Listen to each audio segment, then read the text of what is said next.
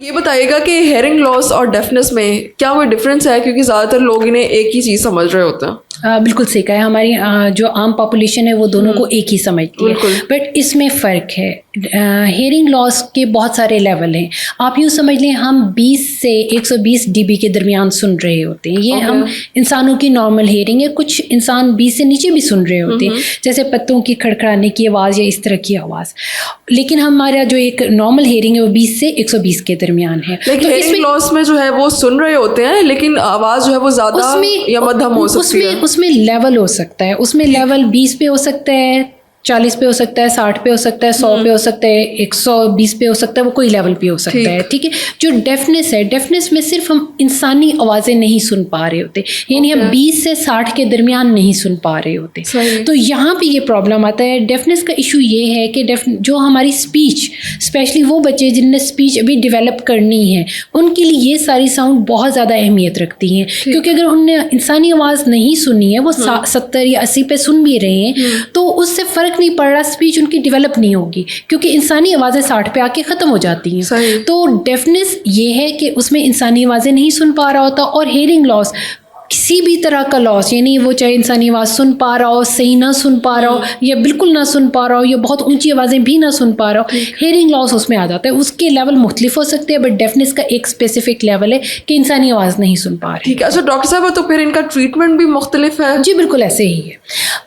آپ یہ سوچیں کہ جیسے جیسے سیویرٹی بڑھتی چلی جاتی ہے، اگر لاس ہمارا آ رہا ہے 20 سے لے کے 90 تک آ رہا ہے، تو یہاں پہ ہیئرنگ ایڈ یعنی باہر والا جو آلہ ہے وہ آپ کو مدد دے سکتا ہے، آپ کو بہتر سنائی دے سکتا ہے. ٹھیک ہے. تو اس میں ہم امپلانٹ کی طرف نہیں جاتے ہیں. لیکن اگر آپ بچے کی ڈیفنس پروفاؤنڈ لیول پہ یعنی 90 سے اوپر ہے، وہاں پہ ہیئرنگ ڈیوائس آپ کو مدد نہیں دیتے، وہاں پہ آپ کو امپلانٹ کرانا پڑتا ہے. اچھا یہ بتائیے گا کہ ہیئرنگ ڈیوائس اور پلانٹ میں کیا فرق ہے بیسیکلی؟ اچھا یہاں پہ یہ سمجھنا ضروری ہے کہ کان کا کون سا حصہ خراب ہے.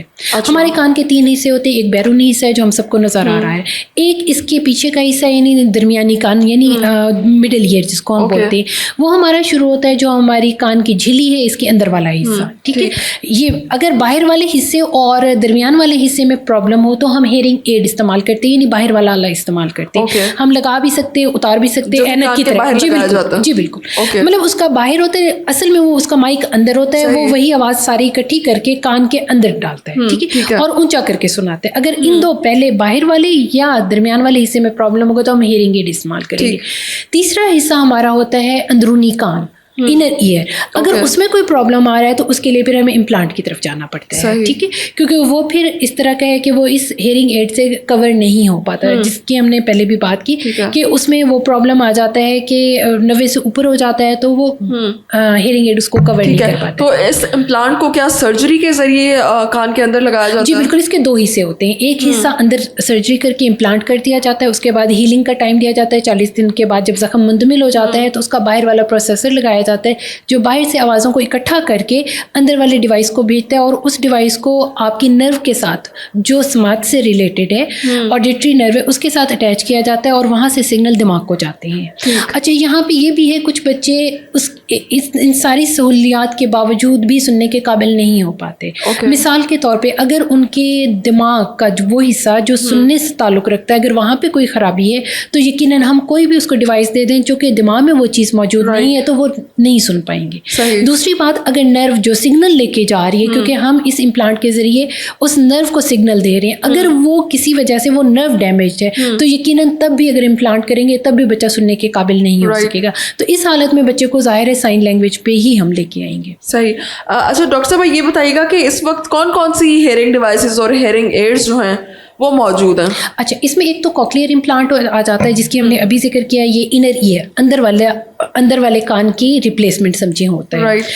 اس کے علاوہ ہیئرنگ ایڈ ہوتے ہیں جو ہم باہر سے لگاتے ہیں. اس کے علاوہ مڈل ایئر امپلانٹ ہوتا ہے، یعنی اگر آپ کا اندر والا بھی کان ٹھیک ہے، باہر والا بھی ٹھیک ہے، ہمارے کان کے جو درمیانی حصہ ہے اس میں 3 چھوٹی ہڈیاں ہوتی ہیں، اگر انفیکشن کی وجہ سے یا پیدائشی طور پہ ان ہڈیوں میں اگر کوئی پرابلم ہے جو ہماری آواز باہر سے اندر पहुंचाते हैं, वहाँ पे प्रॉब्लम आ रहा है तो वहाँ पे उनकी जगह भी इम्प्लांट किया जाता है, उसको मिडल ईयर इम्प्लांट कहते हैं। इसके अलावा बाज़ औक़ात ये होता है कि बच्चे पैदा होते हैं लेकिन उनके कान की नाली ही नहीं बनी हुई होती, ठीक है, उनका कान या तो होती नहीं है या बनी हुई नहीं होती पैदाइशी तौर पर, या तो वहाँ पे सुराख ही नहीं होगा या फिर ये होगा कि वहाँ पे वो गोश्त से कवर्ड होंगी और उसमें ये खसूसियत होगी वो जल्द बार बार आ जाती है, आप सुराख भी नहीं कर सकते। तो उनके लिए फिर बोन कंडक्शन होती है, यानी कान के पिछले हिस्से की तरफ से एक और इम्प्लांट लगाया जाता है जो आवाज़ों को डायरेक्ट वहाँ दरमियानी हिस्से में पहुँचाता है, क्योंकि अब दरमियानी हिस्सा तो बिल्कुल ठीक होता है लेकिन बाहर से अगर आवाज़ ही नहीं जा पा रही तो वो दरमियानी हिस्सा क्या कर सकता है या पिछला हिस्सा क्या कर सकता है, वो कुछ भी नहीं कर सकते। तो उसकी हालत में फिर वो इस बोन एंकर जो हेयरिंग एड होते हैं वो इस्तेमाल होते हैं। ये बताइएगा कि एज का कितना इम्पैक्ट होता है ये डिसाइड करने में कि इसको हेयरिंग डिवाइस की ज़रूरत है या फिर इसको किसी इम्प्लांट की ज़रूरत है? ये आपने बहुत अच्छा सवाल पूछा। जो सबसे बड़ा मसला हेयरिंग के साथ आ रहा है, हम आप देखें स्पीच डिले बहुत सारी वजूहात की वजह से, लेकिन इस वक्त हम सिर्फ हेयरिंग को लेके इतना डिस्कस कर रहे हैं, क्यों कर रहे हैं?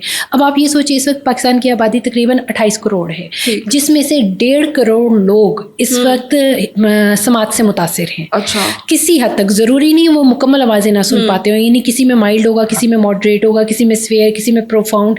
ये हमारी आबादी सोचिए जहाँ पे 28 करोड़ लोग हमारे पाकिस्तान में मौजूद है, उसमें 1.5 करोड़ लोग सही तरह से नहीं सुन। इसकी क्या वजह? ये इसमें बहुत सारी वजूहात हैं। इसमें जेनेटिक फैक्टर भी आ जाता है, इसमें इन्फेक्शंस भी आ जाते हैं, इसमें ट्रॉमा भी आ जाता है और इसके अलावा एक्सपोजर टू लाउड म्यूजिक भी आ जाता है। मुख्तलिफ किस्म की ऐसी दवाइयाँ भी आ जाती हैं। अमूमन आपने देखा होगा अगर बच्चा बीमार हो रहा है तो माएँ अपनी मर्जी से कोई भी दवाई दे देती हैं, तो बाज़ औक़ात वो दवाएं भी रिएक्शन कर जाती हैं। तो ये इसकी कोई एक ख़ास वजह नहीं है, लेकिन यहाँ पे एक चीज़ मैं मेंशन करना ज़रूरी समझती हूँ। हमारे मुल्क में मौरूसियत से जो डेफनेस या हेयरिंग लॉस आता है वो इस वक्त भी दूसरे नंबर पे है। हमारे मुल्क में पहले नंबर पे इन्फेक्शंस हैं। तो वो माएँ जो एक्सपेक्ट कर रही हैं, जो हमल के साथ हैं, उनको अपनी सेहत का बेहद ख्याल रखना चाहिए और उनको खाम में कोई भी दवाइयाँ नहीं लेनी चाहिए, क्योंकि अगर वो गैर ज़रूरी अदवायात लेती हैं या बीमार होती हैं, उनसे उनको बहुत ज़्यादा चांस बढ़ जाता है कि अगर बच्चा पैदा होगा तो उसमें सुनने के नुक्स हो सकता है। गैर ज़रूरी अद्वियात अपनी डॉक्टर से मशवरा किए बगैर हरगिज़ कोई भी दवाई अपनी मर्ज़ी से मत लें। ठीक है। इसके अलावा जब बच्चा पैदा हो जाता है अर्ली ईयर्स पे, लाइक अगर 2-4 महीने का है या 8 दिन का है, अगर हम हिस्ट्री लेते हैं तो हमें पता चलता है बच्चे को शदीद बुखार हुआ, फिट्स पड़े, बच्चे को 103, 104 का बुखार हुआ और उसके बाद हम हॉस्पिटल लेके गए, उन्होंने 1-2 दिन रखा, वापस आए, उससे पहले सुन रहा था लेकिन बाद में इसने सुनना छोड़ दिया। तो ये वाली जो इन्फेक्शन है ये आपकी समात मुतासर कर सकते हैं। ठीक है। अच्छा डॉक्टर साहब, बाय बर्थ जिन बच्चों में डेफनेस का इशू है या फिर उनमें हेयरिंग लॉस का इशू है तो उसे किस तरह से फिर ट्रीट किया जाता है? अच्छा, इसके लिए सबसे बेस्ट ये है कि अर्ली डायग्नोसिस हो। इसीलिए कहा जाता है हर वो बच्चा जो पैदा होता है उसका हेयरिंग स्क्रीनिंग टेस्ट कराएं। हेयरिंग स्क्रीनिंग का फ़ायदा ये होता है जैसे ही बच्चा पैदा हुआ आपको कंफर्म हो गया कि बच्चा समात के साथ पैदा हुआ है या समात के बगैर पैदा हुआ है। अगर बच्चा समात के बगैर पैदा हुआ है तो ज़ाहिर है उसका फिर मज़ीद टेस्ट होगा कि उसको किस लेवल का हेयरिंग लॉस है और उसके अकॉर्डिंगली प्लान किया जाएगा। लेकिन अगर बच्चा नॉर्मल हेयरिंग के साथ पैदा हुआ है तो वो तो नॉर्मल हेयरिंग के साथ पैदा हो गया। तो जो बाय बर्थ जो न्यू बॉर्न बेबीज हैं उनमें अगर इस तरह से डायग्नोस होता है हेयरिंग लॉस या डेफनेस तो सेम उनमें भी हेयरिंग डिवाइसेस और हेयरिंग एड्स यूज़ की जाती हैं। अब उनका लेवल देखा जाएगा कि लेवल क्या है। अमूमन कोई भी हेयरिंग एड फिर भी जल्दी फिट कर दिए जाते हैं, लेकिन अगर कॉक्लियर इम्प्लांट यानी प्रोफाउंड हेयरिंग लॉस है और बच्चा आवाज़ें नहीं सुन रहा तो वो हमारे मुल्क में तकरीबन 8 से 9 माह की उम्र में ये इम्प्लांट कर दिया जाता है। राइट, ठीक है।